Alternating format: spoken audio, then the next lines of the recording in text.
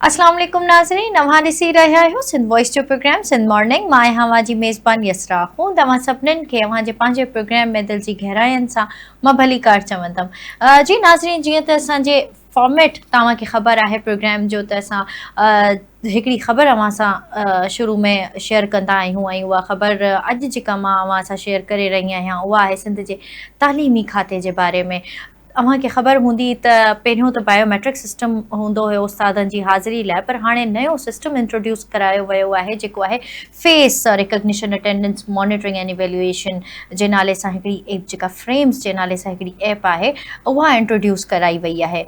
इन सिलसिले में असां सां ॻाल्हाइण लाइ मौजूदु आहिनि प्रोफेसर सिकंदर अली कल्होड़ो साहब, जेके पाण हिकु तालीमदान आहिनि ऐं इन मामले ते ॻाल्हाईंदा त आख़िर इहा जेका ऐप आहे इहा कीअं कमु कंदी ऐं छा इन सां 100% जेका हाज़िरी चइजे उहा उस्तादनि जी यकीनी बणिजंदी आहिनि। अस्सलाम वालेकुम सिकंदर साहब।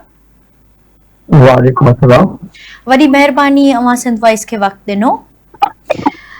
सिकंदर साहब, सिंध जी तालीम खाते जे पारां ॻाल्हि कजे त बायोमेट्रिक सिस्टम खां वठी जेका हीअ नई ऐप इंट्रोड्यूस थी आहे फ्रेम्स जे नाले सां, तव्हां छा था सम्झो त इन सां उस्तादनि जी जेका हाज़िरी आहे उहा 100% यकीनी बणिजी सघे थी या बणिजंदी? बिस्मिल्लाहिर्रहमानिर्रहीम। तव्हांजी वॾी महिरबानी। हीउ तमामु हिकिड़ो अहम सवाल तव्हां पुछियो आहे। पहिरीं ॻाल्हि त मां तक़रीबन 36 साल मुंहिंजी सर्विस आहे, डिपार्टमेंट आहियां ऐं मुंहिंजी हिन वक़्तु government pilot higher secondary school लाड़काणे में आहे, जेको सिंध जो वॾे में वॾो तालीमी इदारो आहे। जंहिंमें राउंड अबाउट 140 जे लॻभॻि टीचिंग स्टाफ आहे ऐं मिनल स्टाफ जुदा आहे। त मां पहिरियों अव्हांखे गुज़ारिश कंदुसि त ही जेतिरा बि बाक़ी जेके आज़माया विया था वञनि, जेके हालात जेके बायोमेट्रिक फेस वारो जेको हाणे इहो अचे थो वेरिफिकेशन वारो, पहिरीं ॻाल्हि त मां अव्हांखे गुज़ारिश कयां त सिंध पाकिस्तान ऐं असांजे पूरे मुल्क जे अंदरि हिकु इदारो वाहिद आहे जेको एजुकेशन डिपार्टमेंट आहे, जंहिंमें सुबुह जो असेंबली थींदी आहे, पोइ नंढो ॻोठु हुजे, वॾो शहर हुजे या डिविजनल हेडक्वार्टर जे किथे बि हुजे। ऐं मां इहा शइ दावा सां चवां थो पंहिंजे तजुर्बे जे बुनियाद ते त प्रॉपर हिकिड़ो ई इदारो हलंदो आहे जेको एजुकेशन डिपार्टमेंट आहे। बाक़ी हा ईअं आहे त ज़रूरु किथे उभियो हुनजो ज़रूरु, पर ॿियनि इदारनि खां वधीक बहितर इदारो जेको आहे उहो एजुकेशन डिपार्टमेंट आहे, जेको प्रॉपर नमूने सां हले थो, जंहिंमें असेंबली खां वठी ऐं पूरे 8 पीरियडनि ताईं हलण सां ऐं मोकल जे टाइम ते बेल लॻे थो, जेका लाइफ जेका शागिर्दनि जी ऐं उस्तादनि जी बेल सां ॿधल आहे। बेल जो कुझु लॻंदो आहे कि ॾींदा आहिनि यकीनन, ऐं सभु स्कूलनि मां पढ़ी आया हूंदो। तंहिं करे बाक़ी ही जेके आज़माइशूं आहिनि इहे भली कनि। पहिरीं ॻाल्हि त उस्ताद खे हिकिड़े खे ईमानदार हुजणु खपे, उनखे फेस खां बायोमेट्रिक खां डिॼणु न खपे। जेको रेगुलर हूंदो उहो जे करे बि जेको स्कूल अटेंड कंदो उहो बायोमेट्रिक जे करे बि कंदो ऐं फेस जे करे बि कंदो। जी जी सिकंदर साहब, बिल्कुलु। अच्छा, बायोमेट्रिक जी ॻाल्हि कजे थी त जेको बायोमेट्रिक सिस्टम में मॉनिटरिंग ऑफिसर हूंदो हुयो, उन ते इल्ज़ाम लॻंदा हुया त हू अॻुवाट स्कूलनि में या मास्तराणियुनि खे या मास्तरनि खे ॿुधाए थो त मां अचण वारो आहियां, ऐं रिश्वत वठण जा बि इल्ज़ाम उन ते लॻंदा हुआ। छा अव्हांखे लॻे थो त ही सिस्टम बि इन जे वर चढ़ी वेंदो? हाणे इहो मां नथो चई सघां, हिन जे करे मां हिकिड़े अहिड़े इदारे में रहां थो जंहिं वटि इहो कॉन्सेप्ट कोन्हे को घुसाइण जो या हेबिचुअल न अचण जो, घोस्ट टीचर जो, जंहिंमें मां रहां थो। उन्हनि मूंखे 36 साल थी विया आहिनि, त हिते अहिड़ो को कॉन्सेप्ट कोन्हे को। हा, बाक़ी ही मुल्क तव्हांखे ख़बर आहे, पाण खे तव्हां पाण सम्झो था हिन ॻाल्हि खे, मुमकिन आहे ऐं ढोल हूंदा ऐं लीकेजिस हूंदियूं, ऐं पोइ जेकॾहिं इहे लीकेजिस महसूसु कयूं आहिनि त पोइ जेकॾहिं हे फेस वारो जेकॾहिं ईंदो त तॾहिं साॻी ॻाल्हि वरी थींदी। पर हाणे मूंखे इहा ख़बर न आहे त फेस वारे में कीअं था कनि, उहो पंहिंजी डिवाइस ॾींदा या हर कंहिंखे पाण खे मोबाइल था करणो पवंदो। इहो जॾहिं सिस्टम ईंदो त पोइ इन ते वधीक तबसरो करे सघिजे, ॻाल्हाए सघिजे थो। अच्छा, जेकॾहिं उस्ताद स्कूल खां ॿाहिरि हुजे पर मोबाइल ज़रिए हाज़िरी लॻाइण जी कोशिशि करे त फ्रेम इन खे कीअं रोकींदी? हा, ॾिसो अॼुकल्ह जदीद सिस्टम अची वियो आहे ऐं ही त गवर्नमेंट आहे, पर आम माण्हू वटि बि हिकिड़ी लोकेशन जी ख़बर पइजी थी वञे। अगरि जेकॾहिं गवर्नमेंट आहे त ही जेको असांखे मोबाइल आहे जस्ट लाइक असांजे लाइ असांजो ट्रेकर आहे। जेकॾहिं असांजा गवर्नमेंट वटि फोन आहिनि त गवर्नमेंट असांखे करे सघे थी त वेयर अबाउट किथे आहे, या स्कूल प्रेमिसिस में आहे या आउट ऑफ सिटी आहे, आउट ऑफ कंट्री आहे, करे सघे थी, कोई इशू न आहे। गवर्नमेंट खे तमामु बड़ा अख़्तियारात आहिनि ऐं उन्हनि वटि सहूलियतूं आहिनि। पर मुंहिंजो वरी बि ख़्यालु इहो आहे त जेकॾहिं जेको एजुकेशन इदारा आहिनि उहे मुंहिंजे ख़्याल में बनिस्बत ॿियनि इदारनि सां बहितर हलनि पिया। बेहतर है पण बिल्कुल। गवर्नमेंट इदारनि खे थोरो बदनाम करण जी इहा कोशिशि की आहे त घोस्ट टीचर आहिनि वाट्सएवर। मूंखे मां तव्हांखे ॿुधायां, माफ़ कजो त घणे में घणी जेका तनक़ीद थींदी आहे उहा टीचर्स ते थींदी आहे, उहा एजुकेशन ते थींदी आहे। ॿिया इदारा तव्हांखे ख़बर त केॾा सुठा था हलनि। मां हुनजे लाइ वधीक छा चवां, मां हिकिड़ो टीचर आहियां, मूंखे मुनासिबु नथो लॻे त मां हुनजे लाइ कमेंट कयां। ऐं मुंहिंजे कमेंट करण खां अलावा उन्हनि जी कारकर्दगी कंहिं बि माण्हू खां ॻुझी कोन्हे का, ऐं सभिनी खे ख़बर आहे। ऐं हूंदे बि इदारो वाहिद इदारा एजुकेशन इदारो आहे जेको प्रॉपर नमूने सां हले थो। सुबुह जो हुनजी पूरे 8 वॻे सिंगल थिए थी, कंहिं सां डुकी डुकी पहुचूं था, शागिर्द पहुचनि था, ऐं बिल्कुलु इज़त बि आहे। ही मुल्क कीअं थो हले जेकॾहिं एजुकेशन न आहे, तालीम कोन्हे का। ऐं इहे असां 30 सालनि खां ॿुधंदा हुआ तालीम सिंधड़ी कोटे पढ़ाई, तालीम न आहे, तालीम न आहे। हींअर असांजे government pilot higher secondary school लाड़काने जी शागिर्द जेको सरकारी स्कूल में पढ़े थो, मुफ़्त में पढ़े थो, उन पंहिंजे जी बिल्कुल सिकंदर साहब। सेकंड पोजीशन खई आहे। इन खां अॻु में असां फर्स्ट पोजीशन खई आहे। जॾहिं एजुकेशन न आहे त पोइ ॿार कीअं था पढ़नि? सिकंदर साहब, सॼे निज़ाम जो सभ खां वॾो सवाल इहो पैदा थो थिए त जेकॾहिं उस्तादनि जी जेका अंगूठे जी सुञाणप मशीन थी करे, पर जेका हाज़िरीअ जी निगरानी जेकर इंसान थो करे, त छा मशीन करप्शन खे ख़तम करे सघे थी? ॾिसो, दुनिया हिन तरफ़ जदीद टेक्नोलॉजी ॾे वञे थी। इहा ॻाल्हि को ख़राबु कोन्हे का। हिकिड़े वेरिफिकेशन थिए थी बायोमेट्रिक ज़रिए, त इहा तमामु सुठी ॻाल्हि आहे। तव्हां अॼुकल्ह ॾिसो था दादरा जा केतिरा फीचर्स आहिनि तव्हांजा वञनि था, तव्हां घर वेठे एप डाउनलोड करियो, दुनिया सां हलनि। कोई इहो एप कोन्हे, को न कोई हुन में को असांखे आर हुजणु खपे। जेकॾहिं को सही टीचर आहे ऐं उहो सिग्नेचर मसलो ते हुन खां वठो त बि जेको आहे उहो हाज़िर रहंदो। जेकॾहिं बायोमेट्रिक कंदो त पोइ तव्हां पाण ॿुधायो त उन्हनि सां को मिक्सअप थी थो वञे, त पोइ उहो जंहिंखे करप्शन करणी हुई, जंहिंखे ग़लति अमल करणो हूंदो, त उहो को न को पंहिंजो सुराख हिन मुल्क मां कढी वठे थो। जी सिकंदर साहब, पर ॻाल्हि कजे थी जेका समूरी सिंध आहे उते अक्सर हंधनि ते इंटरनेट या मोबाइल फोन जा नेटवर्क जा घणा मसइला था हुजनि, त इहो कीअं मुमकिन आहे त हीअ जेका एप आहे, हीअ जेको सिस्टम आहे, इहो कामयाब थींदो, जो की इहो त हले ई डिपेंड ई इंटरनेट ते आहे? जी बिल्कुलु, तव्हां सही था फरमायो। जीअं तव्हां मूंखे सवेर कॉल कई त मां तव्हां सां कनेक्ट नथी सघे सुबुह जो ज़रिए, त साॻी सूरत हाल आहे सॼी सिंध में। ऐं मुंहिंजी गुज़ारिश इहा आहे त छो न तव्हां सिंध गवर्नमेंट या जेका बि अथॉरिटीज़ आहिनि, उहे छो न जेके असांजा इंडोर जेके इमीडिएट बास आहिनि असांजा, उन्हनि खे छो नथा पाबंद बणाइनि त तव्हां सही सिस्टम हलायो। अॻ में भला पुराणे ज़माने में सिस्टम ई हलंदो हो, माण्हू अलाए किथे किथे हुया। जेकॾहिं जेको ड्यूटी करण वारो हूंदो उहो कॾहिं ॿिन्हिनि खां शयुनि खां न घबराईंदो, ऐं उहो ड्यूटी कंदो।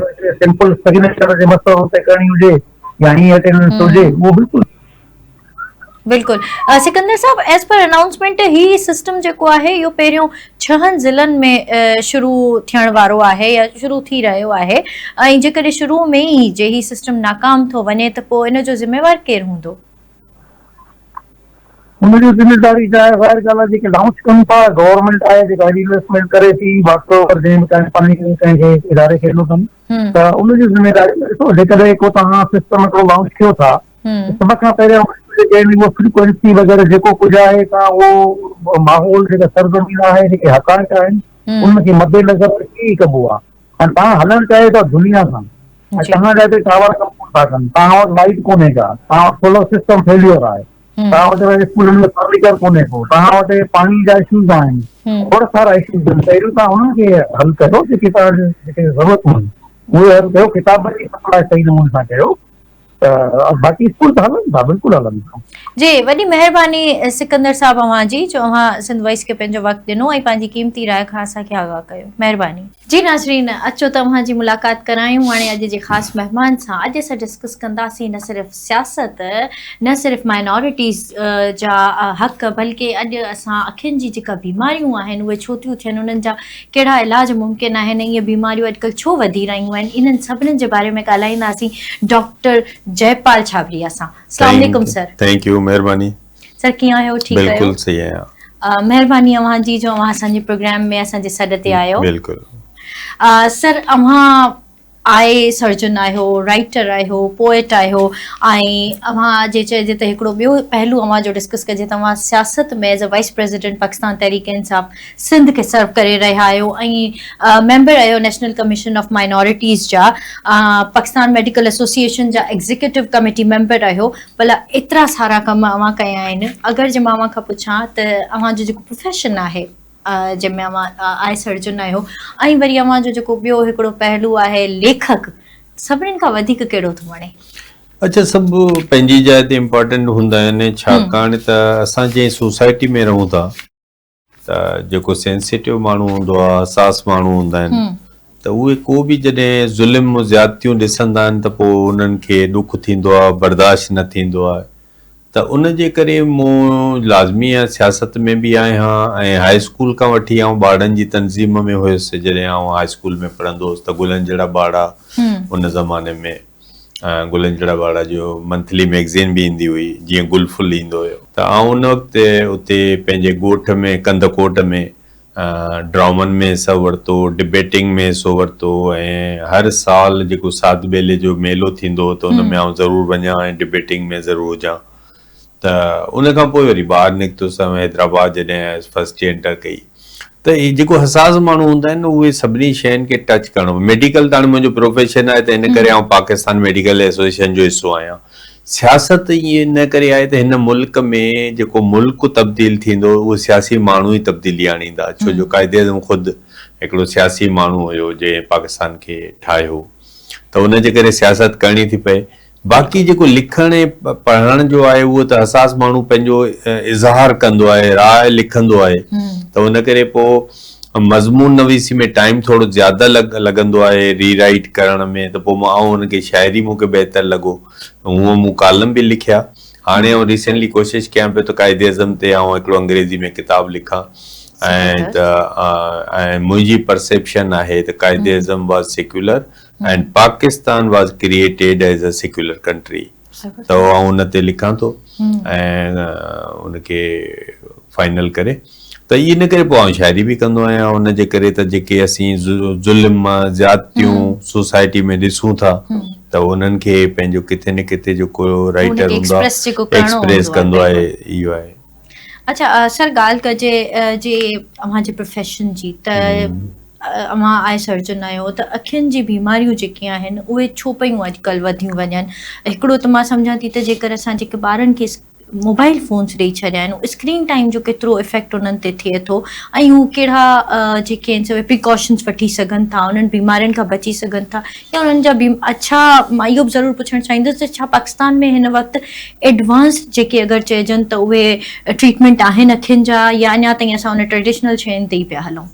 न, हिते तमामु घणो सुठा इलाज पाकिस्तान में अवेलेबल आहिनि। बाक़ी कुझु शयूं जेके आहिनि माण्हुनि खे, पर मेजॉरिटी जेका सर्जरी थियनि थियूं उहे हिते थियनि थियूं पियूं पाकिस्तान में। त इन जे करे उनजे कोन, बाक़ी जेको तव्हां पुछा कई त जेको मोबाइल जो इस्तेमालु आहे उन सां, इहा हिकिड़ी मिथ आहे त पाण जेको हथनि सां जेको माण्हू घणो कमु कंदो आहे त उनजा हथ कमज़ोर कोन थींदा आहिनि।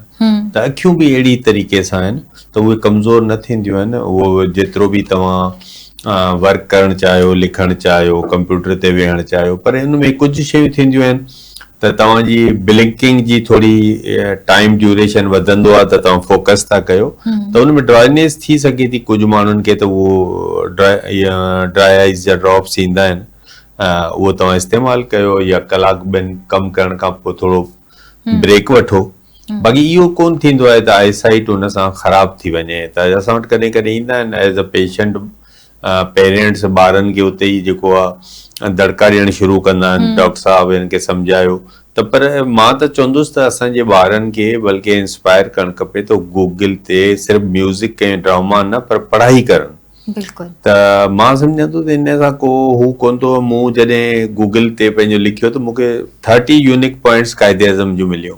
त अॻे तव्हांखे किताब ॻोल्हणा पवंदा, हाणे तालीम सवली जस्ट क्लिक अवे असां हा। वटि सभु शइ अवेलेबल आहे, सॼी इंफॉर्मेशन त अवेलेबल आहे। असांजे ॿारनि खे गाइड करणु खपे। तव्हां यूनिवर्सिटी में बि पढ़ाईंदा आहियो त असांजा ॿार गूगल खे अञा ताईं नॉलेज लाइ इस्तेमालु नथा करनि। सर हाणे त आउं चवंदसि त गूगल खां वधीक एडवांसमेंट थी वई आहे, AI अची वई हा आहे। हा हा बिल्कुलु, चैट जीपीटी तव्हांखे सभु ॿुधाए थो जी जी जी। त तव्हां हुन खां शयूं पुछा कयो, तव्हांखे गाइड करे थो।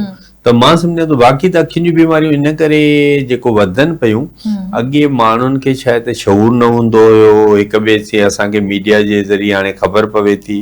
ऐं बाक़ी वधण जो तरीक़ो इहो आहे त पाकिस्तान में सिर्फ़ु अखियुनि जूं बीमारियूं न, दिलि जा अटैक वधी विया आहिनि ऐं शुगर नंबर 1 थी वई आहे। मुंहिंजी हिकिड़ी डिप्लोमा डायबिटीज़ में बि आहे, त मां डायबिटीज़ ते बि काफ़ी लेक्चर कंदो आहियां। त पाकिस्तान में छाकाणि त प्रिवेंशन ते कमु कोन्हे, त इन जे करे जेके इलेक्ट्रॉनिक मीडिया में इन ते प्रोग्राम थियणु खपनि, गवर्नमेंट ख़ुदि सिलेबस में विझे, त इन जे करे असांजा माण्हू 40-50 सालनि जी उमिरि में उन्हनि खे हार्ट अटैक थिए थो, मौत थी थो वञे। डायबिटीज़ में असीं वर्ल्ड में नंबर 1 थी विया आहियूं, पूरी दुनिया खां असां अॻिते निकिरी विया आहियूं। त ऐं पोइ अखियुनि जूं बीमारियूं में इन करे त माण्हुनि खे अञा ताईं जेका गुरबत आहे या उन्हनि खे शऊर न आहे या उहो लेट सां डॉक्टर वटि वञनि था, त इन जे करे। बाक़ी न त हाणे सहूलियतूं सुठियूं आहिनि, तमामु घणियूं हॉस्पिटलूं, घणा डॉक्टर अवेलेबल आहिनि ऐं सरकारी हॉस्पिटलुनि में बि कमु थिए थो। मां पाण रहियो आहियां, पर माण्हू अञा सुस्ती पाण कंदा आहिनि, त डॉक्टर ताईं पहुचण में देर सां हो चवंदा आहिनि त बस जेसि ताईं असां हिन बीमारी सां गॾु हलूं पिया, हलायूं, जॾहिं वधी थी वञे पोइ त होश अचे त हाणे it's the right time to go to the doctor. ऐं ग़लति मिथ में इस्तेमाल बि कंदा आहिनि। मूं वटि हिकिड़ो पेशेंट आयो पठान, त उहो छा कयो, जेको अक जो पाणी अख में विझी आयो, त मूं चयो त इहो तूं छो विधो? चए मुझे मशहूरा दिया किसी ने। अरे भाई कंहिं तोखे इहो मशहूरो ॾिनो, तूं अक जो पाणी विझ।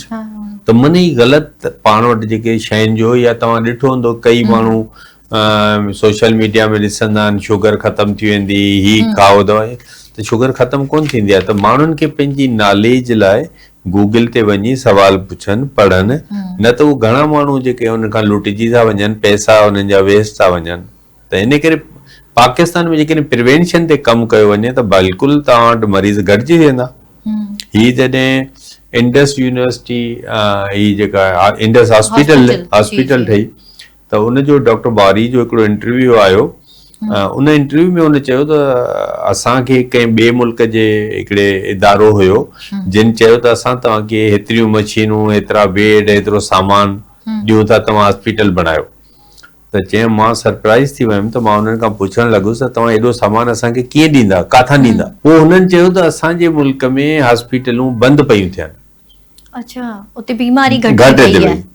पोइ मूं गूगल कयो, पाण पढ़ण जी कोशिशि कई, त जर्मनी में 1 साल में हुननि 1500 हॉस्पिटल बंदि कयूं, त उते पेशेंट घटि थिए पियो, छाकाणि प्रिवेंशन। चाहे त उते माण्हुनि खे जॾहिं ख़बर आहे तव्हां साफ़ पाणी पीओ, साफ़ तरीक़े सां रहो, तव्हां पंहिंजे 20 मिंटनि खां 30 मिंट ताईं वॉक कयो, पंहिंजूं जेका एन्युअल टेस्ट करायो, त जीअं तव्हांखे लिपिड प्रोफाइल नॉर्मल हुजे, शुगर न हुजे। त जैपनीज़ माण्हू त 100 साल ज़िंदा रहनि था, हुननि जी एॾी उमिरि आहे, ऐं असांजा माण्हू 30-40 सालनि में मरनि था। त असां वटि प्रिवेंशन ते कमु न आहे, ओवर ईटिंग घणी था कनि असांजा माण्हू। मन किथे दावत में वेंदा, शादी में वेंदा, त 2 ॾींहंनि जो खाधो खाईंदा। ईअं ई आहे, हो चवंदा आहिनि न फ्री जो ॾिसी हो सम्झंदा त शायदि असांखे वरी 2 ॾींहं कमानी न मिली सघे। त इन जे करे असां वटि बीमारियूं जेके थियनि थियूं, त असीं जेकॾहिं सिहत खे गवर्नमेंट उन ते पंहिंजे सिलेबस में विझे ऐं उन ते डिबेट्स कराए। 14 अगस्त ते स्कूलनि जी छुटी, भई स्कूलनि में त तव्हां डिबेटिंग करायो न, त कायदे आज़म केरु हुयो, हुन छा कमु कयो। कायदे आज़म 20 सालनि जी उमिरि में, मां त सरप्राइज़ आहियां पूरी वर्ल्ड में कहिड़ो माण्हू एज अ बैरिस्टर 20 सालनि में हुन प्रैक्टिस शुरू कई। He was the youngest person. And he was the very honest, very hard working. त इहे माण्हुनि खे ॿुधाइण जी ॿारनि खे, बजाए जो छुटी करे घर विया, शाह लतीफ़ डे ते छुटी, भई शाह लतीफ़ ते तव्हां त शाइरी पढ़ो, मज़मून नवीसी करायो, डिबेटिंग करायो। मतलब उनखे पब्लिक हॉलिडे डिक्लेयर करे था छॾनि। त इहो माना उन हाफ डे कयो, 2 कलाकनि लाइ घुरायो ॿारनि खे, त ॿार छा आहे तो पढ़ी ईंदा, मज़मून नवीसी में हिसो वठंदा, उनके एक्चुअली उन डे हाँ, जी अहमियत ख़बर अहमियत पई आहे, थी। बिल्कुलु। हींअर त हो घर वेठा आहिनि, सिर्फ़ु बिल्कुलु। ॿुधनि था त ठीकु आहे बिल्कुलु। 14 अगस्त आहे या लतीफ़ बिल्कुलु। डे आहे या वट एवर जेके बि असांजा हिकिड़ा बिल्कुलु। सेलिब्रेशंस जा ॾींहं ईंदा बिल्कुल। आहिनि त उहे घर वेही था सिर्फ़ु उनखे न ख़बर ई कोन्हे उन्हनि खे। मां पाण कल्ह ई टीवी ते बि ॿुधायो, तव्हांजे थ्रू बि ॿुधाईंदा त ही पाकिस्तान जेको ठहियो, मूं तव्हांखे ज़िक्र कयो, तव्हां किताब थो लिखां त आउं सोचींदो जॾहिं हाई स्कूल में हुउमि त असां जॾहिं हिंदू आहियूं त असांजो कहिड़ो माना शेयर हुयो पाकिस्तान में मुंहिंजे वॾनि जो। पोइ जॾहिं मूं पढ़णु शुरू कयो त मूंखे ख़बर पई त पाकिस्तान जो पहिरियों वज़ीर कानून हिंदू हुयो, Jogendranath Mandal. He was the first law minister of Pakistan. कंहिंखे ख़बर न आहे ख़बर कोन्हे। त ही लॉ मिनिस्टर त तमामु वॾी शइ हूंदो आहे। ऐं उहो लेबर मिनिस्टर बि हुयो, उहो कश्मीर अफेयर्स जो मिनिस्टर बि हुयो। उहो को ज़ाती काइदेज़म जो दोस्त न हुयो, हुन पाकिस्तान बणाइण में हिसो वरितो हुयो, उहो मुस्लिम लीग जो हिसो हुयो। हुन जेके बंगाल में जेका हुसैन शहीद सहरवर्दी चीफ मिनिस्टर थियो, उहो हिन जे करे थियो। हिन जा 22 पार्लियामेंटेरियन हुया हुते। He was Bengali. ओके। त उन मदद कई मुस्लिम लीग जी, इन करे काइदेज़म हुनखे लॉ मिनिस्टर ठाहियो। हिते जीअं जीएम सैयद सिंध में करारदाद पास कई सिंध असेंबली में, पंजाब असेंबली में जॾहिं करार त उते वोट खुटी पिया। उते उहो हिकिड़ो क्रिश्चियन स्पीकर हुयो, SP सिंघा, उन पंहिंजो वोट बि ॾिनो पंहिंजे ॿिया क्रिश्चियन जा वठे, तॾहिं उहो पंजाब अॼु जेको पाकिस्तान खे मिलियो आहे उहो क्रिश्चियन जी महिरबानी आहे। अगरि उहे वोट न ॾियनि हा त ही पंजाब अॼु न मिले हा। पर असांजे सिलेबस में ॿारनि खे ख़बर ई कोन्हे कुझु बि कोन्हे। त भई SP सिंघा पंजाब वठी ॾिनो, जोगिंदरनाथ मंडल फर्स्ट लॉ मिनिस्टर हुयो हिंदू, त जिन सुठो कमु कयो आहे। इहे सभु सिलेबस में अचणु खपनि। इहे डेज सेलिब्रेट थियनि। जॾहिं तव्हां सेलिब्रेट कंदा त उन ॾींहं ते ॻाल्हाईंदा न। त काइदेज़म ते माण्हू पढ़ंदा ई कीअं? ॿार असांजा घर वञी छुटी थी वेंदी ख़तमु, त तव्हां काइदेज़म ते पढ़ी अचनि न त काइदेज़म छा कयो, काइदेज़म केतिरो लर्नेड हो, केतिरो ऑनेस्ट हुयो, केतिरो डेडिकेटेड हुयो, ऐं हुन कहिड़ो वियन ॾिनो। त 11 अगस्त जे स्पीच में हुन छा चयो त कहिड़ो पाकिस्तान हुजे? उहो पाकिस्तान जिते तमामु शहरी आज़ाद हूंदा, पंहिंजे मस्जिद मंदर में वञी सघनि, उन्हनि खे स्टेट के कोई रिलीजन सां वास्तो न हूंदो। त इहा काइदेज़म जी हिकिड़ी वियन हुई। बिल्कुलु, जेका आउं नथी सम्झां त असांजे ॿारनि खे सिर्फ़ु एतिरी ख़बर ई ख़बर आहे कोन्हे। त Quaid-e Azam is just a founder of Pakistan, that's it. बिल्कुलु न, इहा तव्हांजी बिल्कुलु सजेशन हिकिड़ी जेका मां सम्झां थी त हिनखे ज़रूरु असांजा जेके करिकुलम ठाहिनि था उहे इन ॻाल्हि खे ध्यान में रखनि त असां जेका हिस्ट्री पंहिंजे ॿारनि खे पढ़ायूं था त उहा केतिरी ॿारनि जे लाइ फ़ाइदेमंद आहे। सर, अव्हां डायबिटीज़ जी ॻाल्हि कई त अव्हांजी डिप्लोमा जेका उहा डायबिटीज़ जे हवाले सां बि आहे। त अॼुकल्ह जे नौजवान में असां ॾिसूं था हिकिड़ो त जेनेटिकली असां चवंदा आहियूं त डायबिटिक आहे, पर अॼुकल्ह नंढी नंढी उमिरि जा ॿार टीन एज बि मां ॾिठा आहिनि त उहे डायबिटिक था थी वञनि या अर्ली 20s में था अचनि। त इन जी कहिड़ी वजह आहे? अच्छा, इन जा 3-4 रीज़न आहिनि जिन खे पाण खे गवर्नमेंट खे हिकु त सिलेबस में विझे त माण्हू पढ़नि। ऐं ॿियो तव्हां सुठो सुवालु कयो आहे। ऐं डायबिटीज़ खे पाण रोके सघूं था। माना अहिड़ी बीमारी आहे जंहिं ते प्रिवेंशन ते कमु थी सघे थो। त हितां जा माण्हू जॾहिं केयर नथा करनि पंहिंजी, ऐं आउं जॾहिं डायबिटिक थी वेंदुसि त लाज़मी उहा जीन्स मुंहिंजे ॿारनि में वेंदा। मुंहिंजे फादर मदर में हुई त मूंखे मिलंदा। त हिकिड़ो त पाण खे इहो रोकणो आहे त डायबिटिक असांजी पॉपुलेशन घटि थिए। हाणे घटि कीअं थींदी? हिकिड़ो त फिज़िकल एक्टिविटी असांखे वधाइणी आहे। ठीकु आहे, पंहिंजी वॉक कयो, वॉक नथा करे सघो घर में एक्सरसाइज कयो। बिल्कुलु ठीकु आहे। ॿियो आहे ओवर ईटिंग न कयो। ओवर ईटिंग कयो था, जीअं हिकिड़ो पाण जनरेटर हलायूं उन ते लोड बिजली जो घणो विझूं, घणा पंखा खोलियूं त जनरेटर ऑटोमेटिकली वेही रहंदो। खणी त न असांजो हिकिड़ो सिस्टम आहे, उनजी लिमिट आहे। आउं हिकिड़ी कंपनी में वियो हुउसि मीटिंग लाइ, त उते हिकिड़ो नौजवान आयो, माना कोई 30 सालनि जो। मूंखे चवंदो, डॉक्टर साहब मुझे घबराहट हो रही है। माना उते ऑफिस में ई कमु कंदो हुयो। त मूं चयो, यार तुम सुबुह को नाश्ता वाश्ता किया था और क्या क्या खाया है आपने? त पोइ हुन ॿुधायो त मां हाणे जेको उथी वियो हुउमि न, हू जलेबियूं अची वेंदियूं आहिनि न, मिसाल को विराइण लाइ खणी आयो त हुन को वठी करे माना 1.5 किलो खाई आयो। एॾो मिठो एट अ टाइम। त इहे असांजे माण्हुनि खे ओवर ईटिंग न करणु खपे। शादियुनि में था वञनि, 2 कोल्ड ड्रिंक, 2 जूस, 2 कुल्फी। हा, ऐं मानी बि एतिरी जो माना 2 ॾींहंनि जो खाधो त हिकिड़े टाइम ते खाई। इहा ओवर ईटिंग माना उनजो काज़ आहे। हिकिड़ो त मूं ॿुधायो हेरिडिटी, त जीन्स। माना मां हेल्दी हूंदुमि त मुंहिंजी औलाद हेल्दी थींदी। बिल्कुलु हिकिड़ो त उते रोकणो आहे, ॿियो ओवर ईटिंग रोकणो आहे, फिजिकल एक्टिविटी हा उहा वधाइणी स्टार्ट आहे। करणी आहे। अच्छा, ॿियो इहो आहे त असीं स्वीट्स घणा था वठूं, इन खे रोकणो आहे। जीअं मूं ॿुधायो जिलेबी, त असांजा माण्हू छा कंदा आहिनि, तव्हां काथे आइस्क्रीमूं हिते इदारे में घुरायो तव्हां मिली करे, त हर को माण्हू कोशिशि कंदो आहे त मां 2 खावां, बची वई आहे त मां 3 बि खाई छॾियां। त माना इहो स्वीट असां लिमिटेड हिकिड़ो लिमिट में खाऊं, माना ईटिंग ते कंट्रोल कयूं। ॿियो जेका असां वटि माइग्रेशन थिए थी रूरल टू अर्बन, त पोइ उन में हैबिट्स चेंज थियनि थियूं। जीअं बहिराड़ी जो माण्हू कराची अचे थो या लाहौर में अचे थो, जेको इंटीरियर पंजाब जो माण्हू, त उहो अर्बन लाइफ डिफरेंट हूंदी आहे। ॻोठ में माण्हू 8-9 बजे सुम्ही रहंदा आहिनि, 9 बजे, माना हू 7-8 बजे मानी खाईंदा आहिनि। ऐं कराची जो माण्हू 12-1 बजे सुम्हंदो आहे, डिनर बि लेट थींदी आहे। ऐं ॿियो हुते माना फ्राई फूड न आहिनि ॻोठनि में, त हुते बर्गर खाइनि या हुते पिज़्ज़ा खाइनि, उहो न आहे। उहो हिते घणो आहे। अच्छा, जेको नाश्ते जो सिस्टम आहे हिते, पठाणनि जो नाश्तो तव्हांखे मिलंदो, सुबुह जो पराठा खाइनि था माण्हू, हलवा पूरी खाइनि था। हाणे इहो थिए छा थो, त इहे जेकॾहिं सडनली हुनजी हैबिट चेंज थिए थी, जेको ॻोठ मां माण्हू शिफ्ट थी आयो, त उहो इन मां मुतासिर थिए थो। त हिकदमि उन चेंज करे छॾियो, पंहिंजो लाइफ स्टाइल चेंज थी वियो। त इहे सभु शयूं असांजा माण्हू, जीअं असीं गाॾी जी हूंदी आहे न, जंहिंखे बि गाॾी हूंदी आहे त उहो उनजी ट्यूनिंग कराईंदो आहे, ऑयल चेंज कंदो आहे, पर असां माण्हू पंहिंजी साल में टेस्ट न कराईंदा आहियूं। मेंटेनेंस अगरि हुनखे चऊं त जीअं शयुनि जी मेंटेनेंस ज़रूरी आहे, तीअं तव्हांजी पंहिंजी 2 या 3 टेस्टूं आहिनि जेके तमामु कंपलसरी आहिनि। 30 सालनि खां वॾी उमिरि वारा सभिनी खे साल में हिकु लिपिड प्रोफाइल, हिकु HbA1c। HbA1c सां तव्हांखे शुगर ख़बर पइजी त तव्हांखे प्री डायबिटीज़ त न आहे। प्री डायबिटीज़ खे बि रोकबो न, त प्री डायबिटीज़ उहा आहे अर्ली स्टेज ऑफ डायबिटीज़, माना उहो डायबिटिक न आहे, पर हुनमें चांसेस आहिनि, मतलब he is prone to be diabetic. पोइ प्री डायबिटीज़ वारो अगरि प्रिवेंशन शुरू कंदो, पंहिंजे पाण जी सिहत जो ख़्यालु कंदो, या त उहो सॼी उमिरि प्री डायबिटिक हूंदो, या डायबिटिक थी वेंदो, या नॉर्मल बि थी सघे थो वापसि। त उन जे करे उनखे उन स्टेज ते कैच करे उतां ई पाण खे उहो करिणो आहे। पर असां माण्हू छा आहे त पोइ न लिपिड प्रोफाइल नथा करायूं, ऐं माण्हू पोइ कोलेस्ट्रॉल वारियूं शयूं घणियूं था खाइनि, कलेजी, कबाब, त पोइ छा आहे उनजो कोलेस्ट्रॉल जॾहिं वधे, सडनली उन्हनि खे अटैक थिए थो। त उहो, ऐं every diabetic also is a cardiac patient. उनखे भले ब्लड प्रेशर बि न हुजे, उनखे दिलि जो कॾहिं सूर बि न थियो हुजे, पर डायबिटिक आहे त ही इज़ कार्डियक पेशेंट। त उहो उनखे पाण खे केयर करिणो आहे।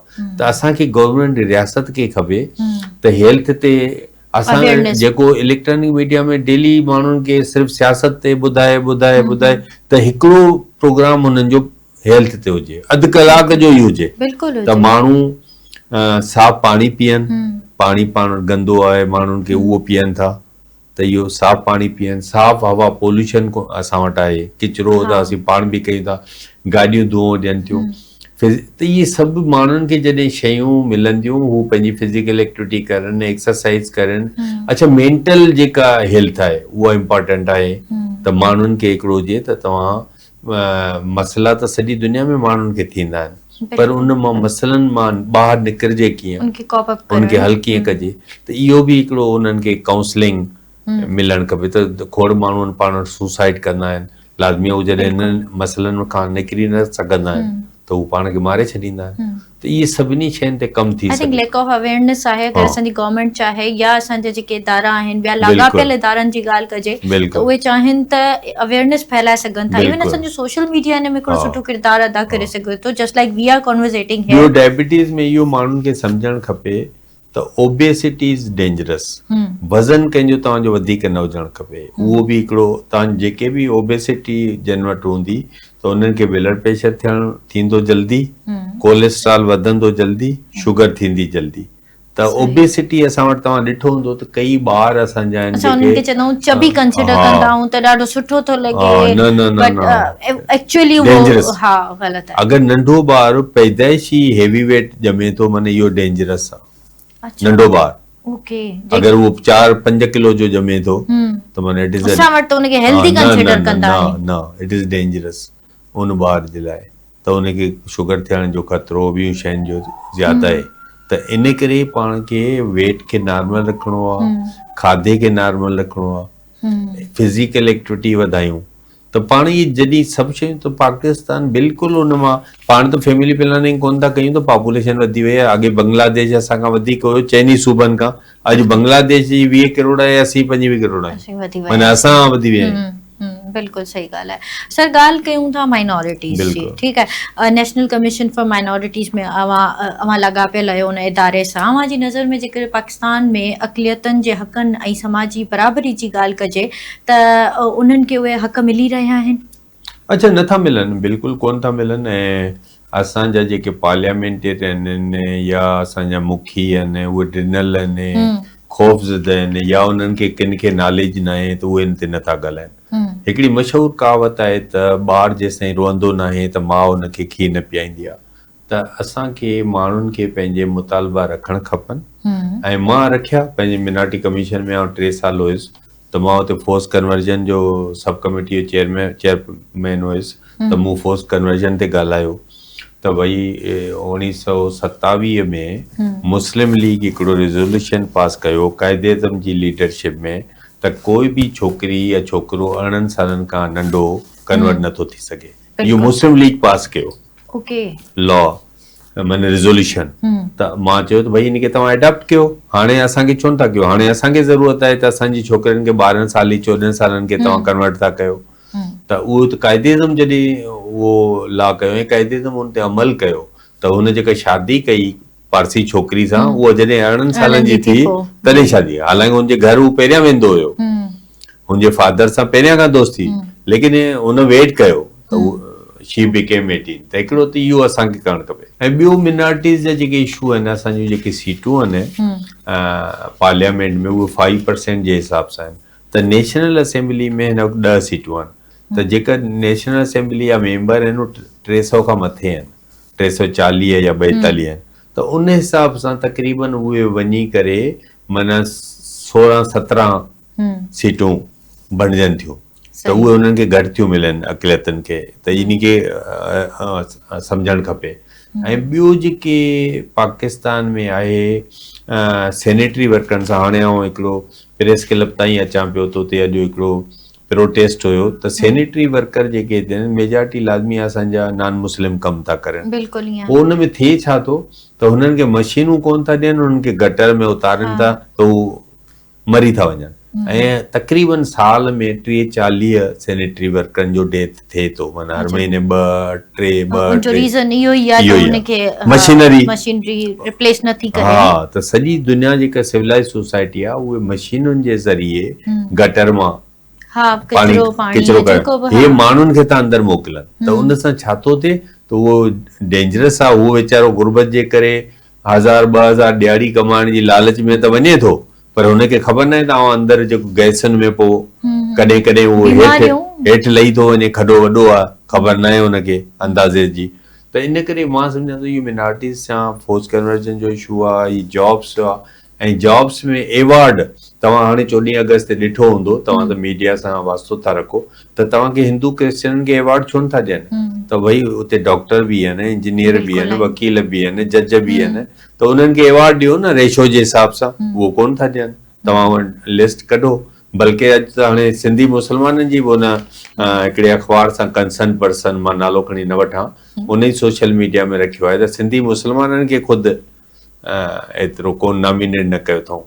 त इहो त रेशो जे हिसाब सां पर डिस्क्रिमिनेशन त आहे। मिसाल अगर सियासत जी ॻाल्हि कजे या गवर्नमेंट जी ॻाल्हि कजे त डिस्क्रिमिनेशन त मेरिट खे मेरिट ते रखियो वञे। इहो न ॾिसिजे त ही जयपाल हिंदू आहे, भई हू मेरिट में अचे थो।